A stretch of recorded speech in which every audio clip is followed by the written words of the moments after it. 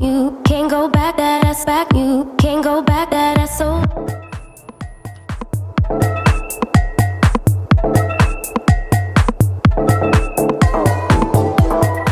Hey y'all, it's the Plant Ninja. I'm here with my daughter Tegan, and today we'll be talking about 6 steps in creating a succulent planter. And so we're super excited because I wanted to do this for a long time. This will be my first one, but I'm excited because we found all these succulents on sale. It's super good. Yes. So anyway, stay tuned and I hope you guys enjoy it. First, you're going to want to pick your succulents. Try to pick varying height, texture, and color to keep it interesting. Buy enough to create a full planter. You can really snuggle these succulents right next to one another without worrying about overcrowding.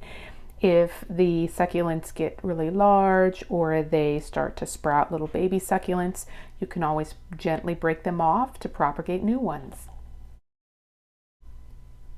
Step 2 is to pick a pot. And really you want to pick a pot with a drainage hole.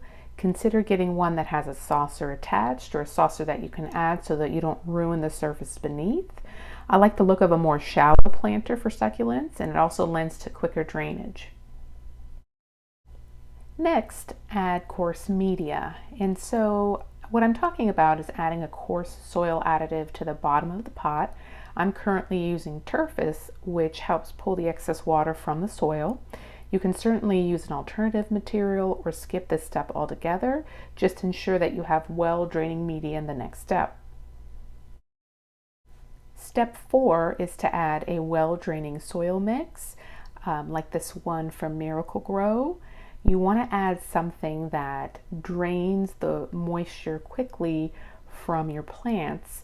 You may have picked up on that theme so far that you need good drainage, and this is so imperative for your succulents to thrive. Step 5 is to add a slow release fertilizer. You want to add a balanced slow release fertilizer to your soil. I prefer slow release because I won't be watering my succulents often, and I don't want to worry about mixing fertilizer in when I do have to water them.